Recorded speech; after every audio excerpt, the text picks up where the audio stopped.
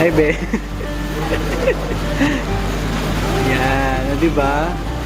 Very nice. It looks delicious. Sana, tastes delicious. Ay, matetest na natin. Sino ba talaga? Ay, wala. Look lang, walang gano'n. Sarap.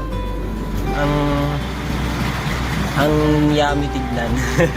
Japanese fried chicken. And yeah, ilaalam ko sa kanya.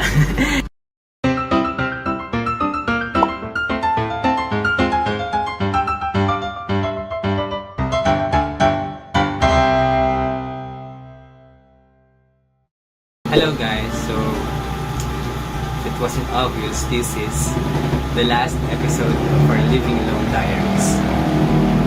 At ganun pa rin kaingay sa labas. First of all, thank you for watching the series. Salamat sa mga nanood, sa mga pinagagagawa ko dito sa Manila, living alone. And yeah, it's been a very fun experience to be here, to live alone, to experience living alone, learning a lot of new things. And I'm just so happy and thankful for everything. Today is our last episode, and ang gagawin natin for this episode is, of course, tayo ay mag-move out na. Tayo ay babalik na sa Cavite! Grabe.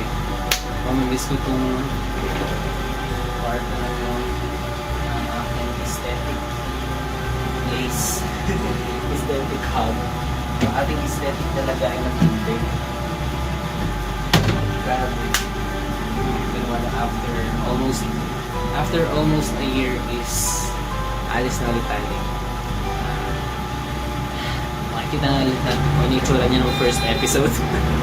So, ayun na guys. So, samahan niyo ako ngayon, araw na to, sa ating pagliligpit. At hindi ko alam kung saan ako magsisimula dahil as in wala pa ako nasisimulan. At mamaya darating na yung susundo sa akin dito para maghakot ng mga gamit. Oo nga, no? Anong oras na ba? Ayan, alas 2 na. And ito yung tsura ng ano natin. Kung gaano siya kagulo. Ayan, ang gulo ng table ko, ang gulo sa taas, ang gulo ng kama ko. Ayan. So, galing kasi ako sa isang linggo na break. So, nandun ako sa Cavite for a week. And hindi talaga naasikaso itong kwarto ko. So, ayan, diba yung sa ating kwarto. Ito ang ating huling pasilip sa ating kwarto dito sa Manila. So, ayan. Diba? Ayan, mamimiss ko yung puno dito sa harapan ng ng kwarto ko.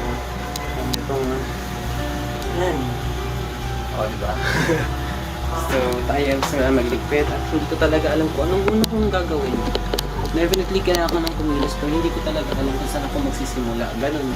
Kung gaano kahirap yung pag-move in, ganun din kahirap yung pag-move out. Grabe.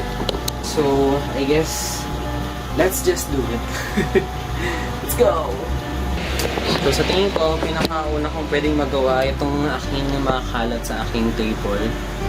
Yan, mga review materials yan, tsaka itong mga nasa ilalim ng table ko. So, let's go!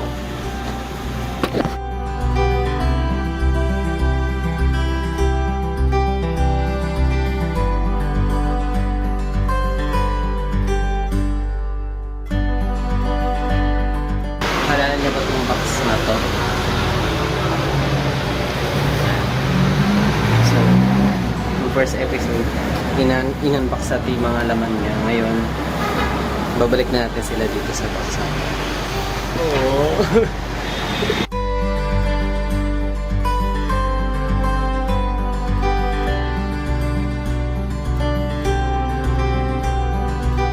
Guys, naalala niyo ba? Wala siya naman. Alis ko. Ito yung sobrang tagal i-assemble kasi mag-isa lang ako. Ngayon, i-assemble ko siya na mag-isa ulit ako. Let's go. Epic fail. Nasira yung screwdriver na yun. Wala pa ako naaalis na tornilyo. So, lagyan ko nila. Itong part na lang. Let's go. So, ito na yung update guys. Ito laman, laman, kompleto, ima lang. Ito, na rin yung mga laman yan. Boobs, tumakalat. Ayan, dito na sila. Nilabas ko na dito lahat. Ayan, para isang hakotan na lang sila. O, diba? Grabe. Hindi makapaniwala. Alis na ako dito. After almost a year. Grabe. Okay, nakairan tayo sa may ahari. Let's go.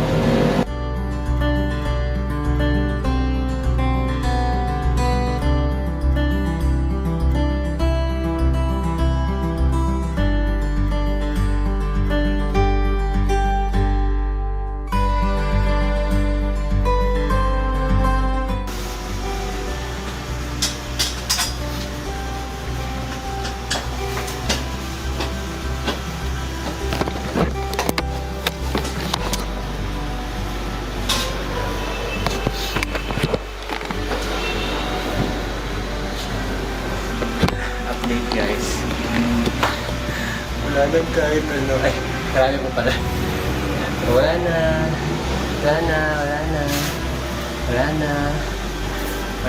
Ay. Grabe.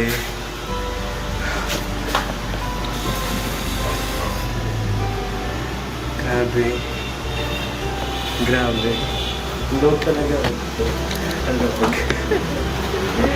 Mamiss ko itong view na to. Kaya hindi nyo makita.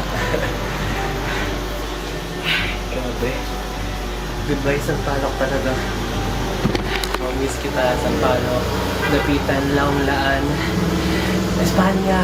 Ay, grabe, Espanya. Ay. Okay, guys. So, ito na siya. Ayan. Siyempre, kuhain ko yung buong mga gamit dyan. Pero, tapos ito na yung pag-video dito sa part na to. And kakain yata kami mamaya, ewan ko. But, yeah, I just wanna say that I'm really thankful talaga sa pangyayari ito sa aking buhay. So, goodbye to this room. I will surely and definitely miss this room. Kasi ito yung unang room ko sa buong buhay ko eh.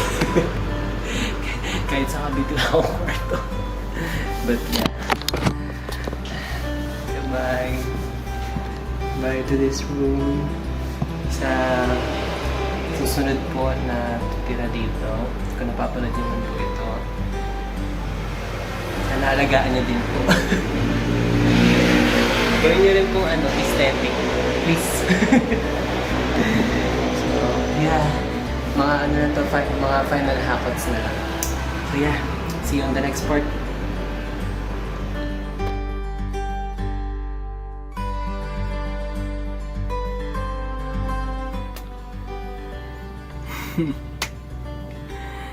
So, it's been a year since I moved sa Manila.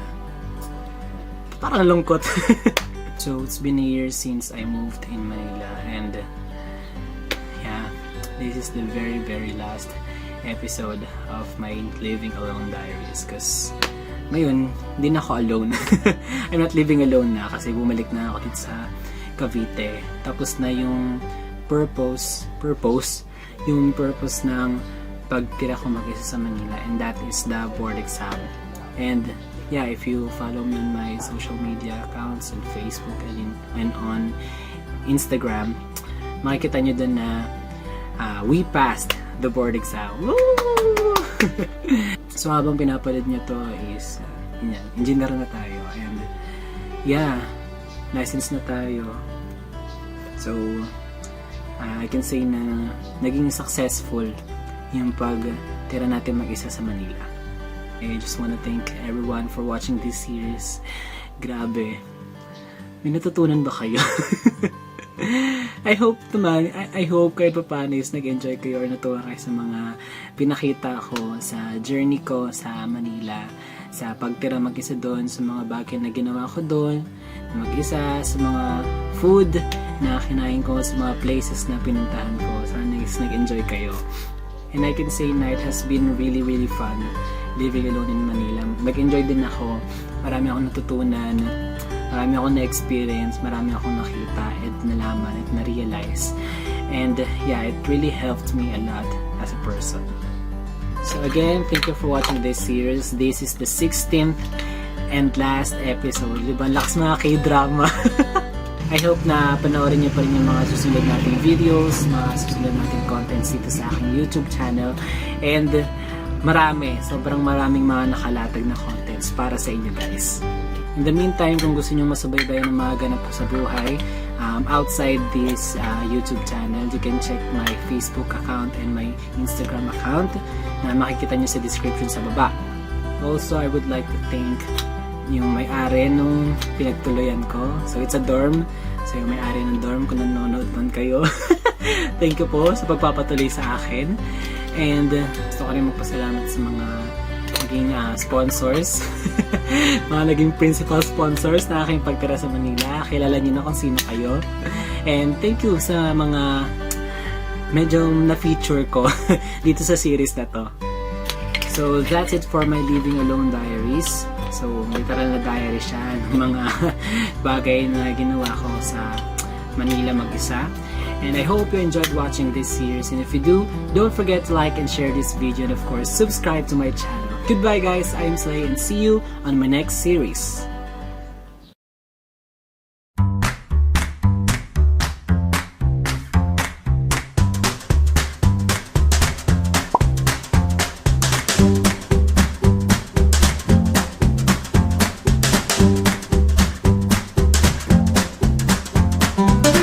Akala ko meron. Yung pala wala. Guys, I'm done shopping. And gutom na. So,